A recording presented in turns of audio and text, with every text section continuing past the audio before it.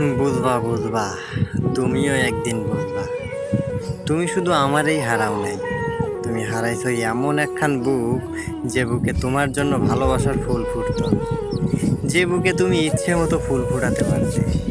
তুমি হারাইছো এমন এক জোড়া হাত, যে হাত তোমার যত্নের কাছে জড়াইয়া মায়ায় আগলাইয়া রাখতো, যে হাত জোড়া ভরসার জায়গা, ক্লান্তিতে শান্তির পতাকা উড়াইয়া দিত বুকেটাই না, যে হাত তোমার জন্য প্রার্থনা করত।